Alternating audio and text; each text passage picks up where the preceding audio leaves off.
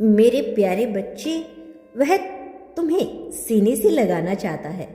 यह कोई साधारण इच्छा नहीं है, यह आत्मा की पुकार है।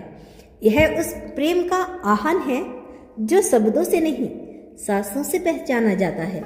तुम सोचते हो कि वह चुप है, वह कुछ कहता नहीं, कि वह दूर है, पर मैं जानता हूँ, क्योंकि मैं सब देखता हूँ। उसकी हर रात मेरी जटाओं में उलझी हुई है, उसकी हर बेचैनी मेरे त्रिनेत्र में जलती हुई है।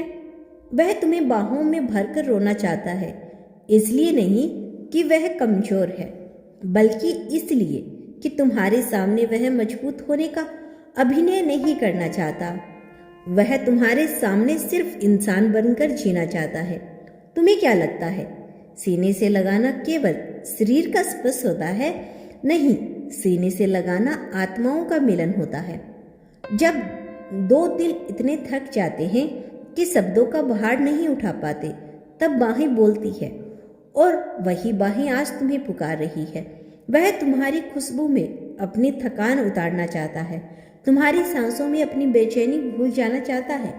मैं जानता हूँ, तुमने बहुत सहा है, तुमने मुस्कुराते हुए अपने दर्द को छिपाया है, तुमने हर किसी को संभाला है और खुद को पीछे छोड़ दिया है। बस सुनो, वह तुम्हें सीने से इसलिए लगाना चाहता है क्योंकि वह तुम्हारे भीतर के उस बच्चे को देख चुका है जो अब तक किसी के सामने रोया नहीं। वह उस टूटे हुए हिस्से को जोड़ना चाहता है जिसे तुमने दुनिया से छुपा रखा है।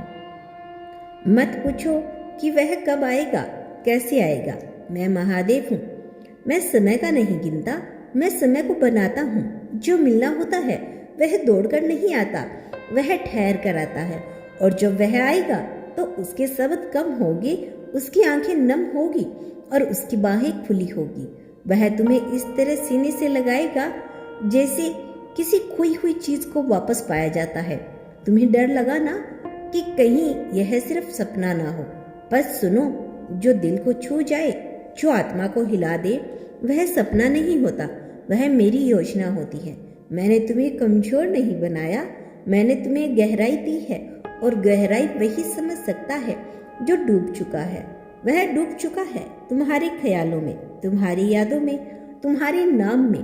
कभी कभी वह बिना वजह चुप हो जाता है, कभी तुम्हें दूर से देखता है, कभी खुद से लड़ता है। यह उसकी बेरुखी नहीं, यह उसकी मजबूरी है। वह जानता है कि अगर उसने तुम्हें बाहों में भर लिया तो वह दुनिया से लड़ पाएगा और खुद से नहीं। और यह डर हर सच्चे प्रेमी के भीतर होता है।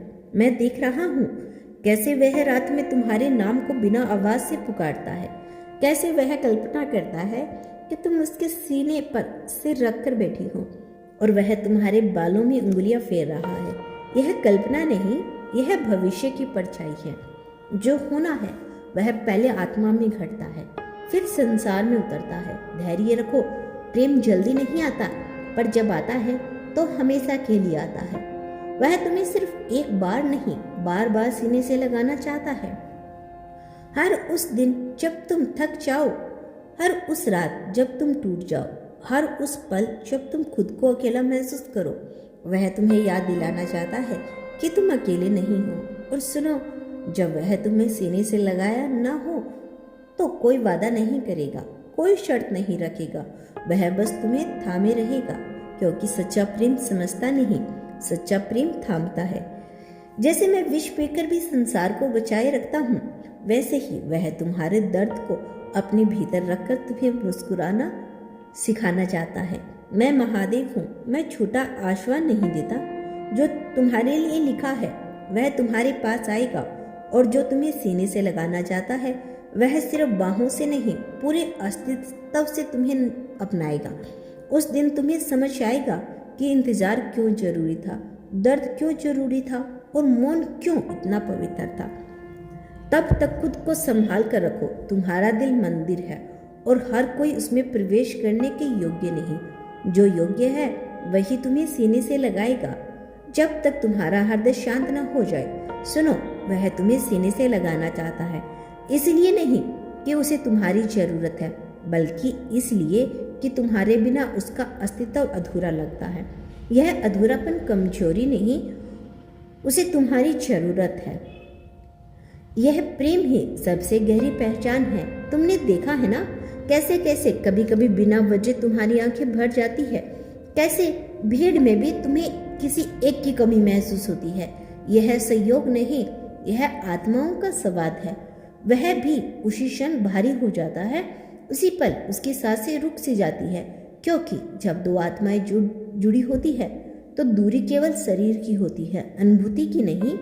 वह तुम्हें सीने से लगाकर कहना चाहता है, थक गई हो तो रो लो, मैं हूं, पर शब्दों में कहने का एहसास अभी भी उसमें नहीं है।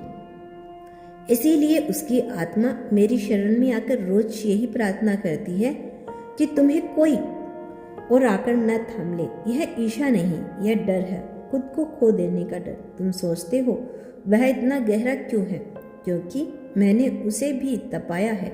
जैसे मैंने तुम्हें आंसुओं से गुजारा है, वैसे ही उसे भी अकेलेपन से गुजरना है। जो बिना टूटे प्रेम करना चाहता है उसे पहले टूटना पड़ता है। यह मेरा नियम है। बिना विष पिए कोई नीलकंठ नहीं बनता।